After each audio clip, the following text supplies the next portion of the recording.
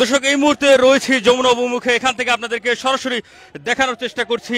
এখানে শিক্ষার্থীরা অবস্থান করছেন যমুনা অভিমুখে, তারা 3 দফা দাবিতে চলে এসেছেন যমুনা অভিমুখে। আমরা দেখছি যে এই মুহূর্তে যমুনা অভিমুখে টিয়ার শেল, সাউন্ড গ্রেনেড এবং জল কামানকে উপেক্ষা করে কিন্তু শিক্ষার্থীরা চলে এসেছেন আবারও সেই যমুনা অভিমুখে, এবং এখানে দেখছি যে পুলিশের সাথে তারা বাকবিতণ্ডায় জড়িয়েছেন এবং শিক্ষার্থীরা কিন্তু অবস্থান নিয়েছেন যমুনা অভিমুখে, এবং তারা কিন্তু এখানে পুলিশের যে সকল কর্মকর্তা রয়েছেন তাদের সাথে কিন্তু কথা বলার চেষ্টা করছেন, এবং সেই চিত্রটি আপনাদেরকে দেখানোর চেষ্টা করছি। ইতিমধ্যেই যমুনা অভিমুখে নিরাপত্তা জোরদার করা হয়েছে, এবং আমরা দেখছি যে এখানে কিন্তু শিক্ষার্থীদের সাথে পুলিশ কথা বলছে, এবং আপনাদেরকে দেখানোর চেষ্টা করছি।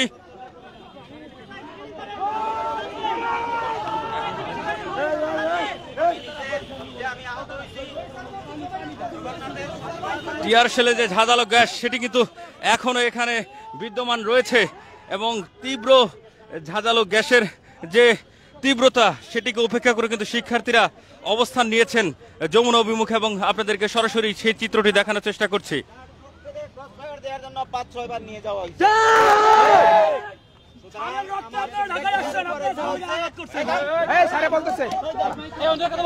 আমরা এটার সুস্পষ্ট জবাব নিয়ে এখান থেকে যাব।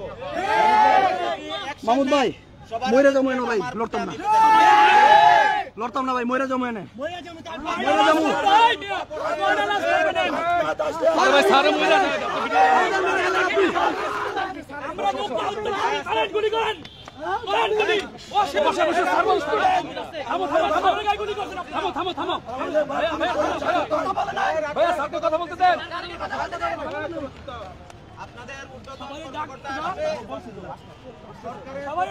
আপনাদের জবাব দিবে, এরপরে এখান থেকে আমরা যাবো।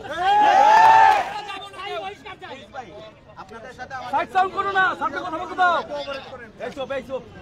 কথা বলবে। আমরা খুবই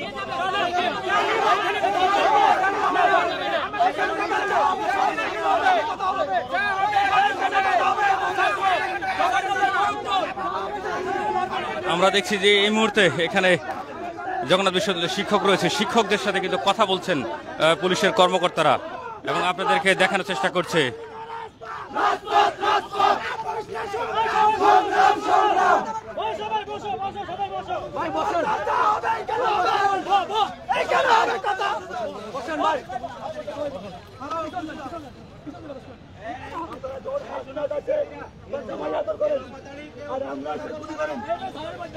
মাত্র 20 জনকে নিয়ে আসছিল, আমিও আসছিলাম তখন কিছু বলে না, তখন 144 ধারা ছিল।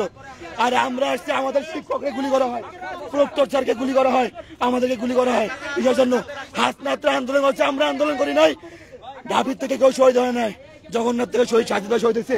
এই ছেলে গুলি খাইছে, এখনো পেটে দেখেন এই ছেলে গুলি খাইছে জুলাইতে, আর এদের উপর গুলি করা হয়। চুদি এনসিপি রে, ওরা আসলেও জামায়াতের করে, আমরা আসলে গুলি করে। তখন 144 ধারা ছিল না, আমরা আসছিলাম না। যখন আসছিল হাসনাত, আমরাও আসছিলাম ওর সাথে, এখানে পুরো দিন রাত ছিলাম ওইখানে। তখন থেকে গুলি করলেন না, তখন জামায়াতের করছেন না স্যার। আমাদের কেন গুলি করলেন? উপরে হামলা হচ্ছে, আমরা সামনে যাবো, কোথায় হামলা হয়।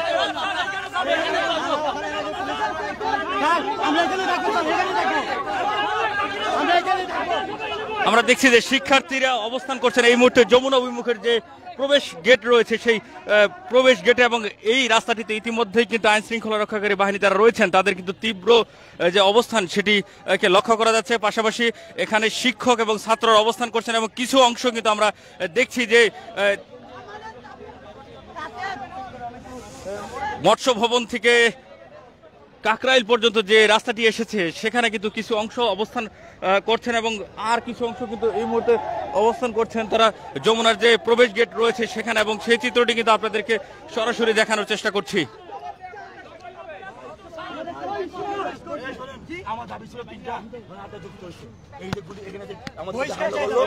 কেন হামলা করলো, কার নির্দেশে হামলা করলো, তার বহিষ্কার লাগবে। দফানে আসছিলাম 3টা, এখন দফা 4টা, এখন দফা 4টা। আমার বিশ্ববিদ্যালয়ের শিক্ষক সমিতির সাধারণ সম্পাদকের উপর হামলা করা হয়েছে, আমার বিশ্ববিদ্যালয় কর্তৃপক্ষের উপর হামলা করা হয়েছে। আমার বিশ্ববিদ্যালয় এখন খবর আছে আমাদের দুইজনের মার্কেটিং স্টুডেন্টকে মেডিকেলে নিয়ে গেছে, এগুলোর জবাব কে দিবে এখন? এখন দুইজনকে মেডিকেলে নিয়ে গেছে, এগুলোর জবাব দিতে হবে এখন।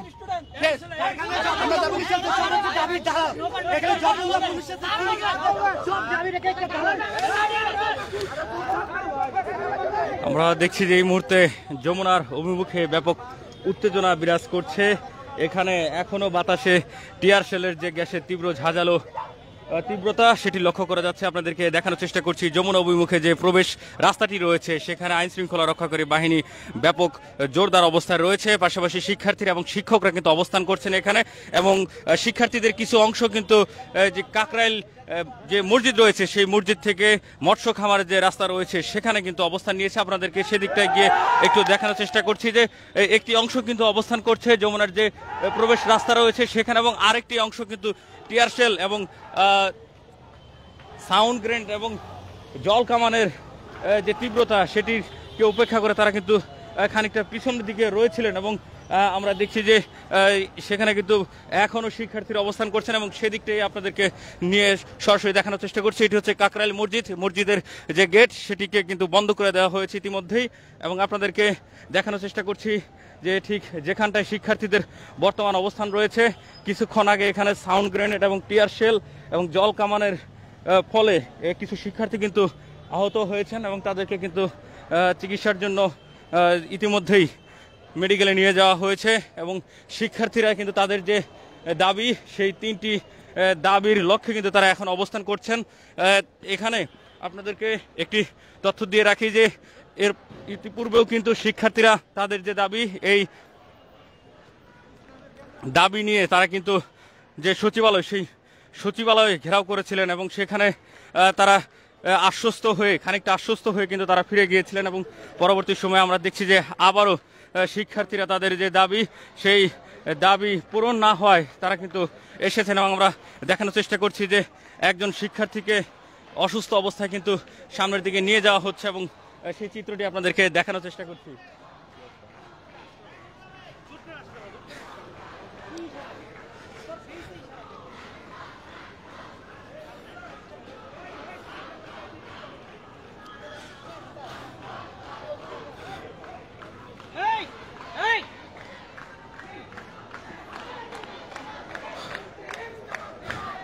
দর্শক, আপনাদেরকে দেখানোর চেষ্টা করছি যে শিক্ষার্থীরা এখানে কিন্তু বসে গিয়েছেন এবং তারা বিভিন্ন ধরনের স্লোগান দিচ্ছেন এবং স্লোগানে উত্তাল করে রেখেছেন পুরো রাজপথ। এবং আমরা দেখছি যে এখানে একজন অসুস্থ অবস্থায় রয়েছে, তিনি কিন্তু টিয়ার শেলের যে তীব্রতা সেটিতে অসুস্থ হয়ে গিয়েছেন, এবং তাকে দেখছি যে এই মুহূর্তে মুখে পেস্ট দেওয়া হচ্ছে।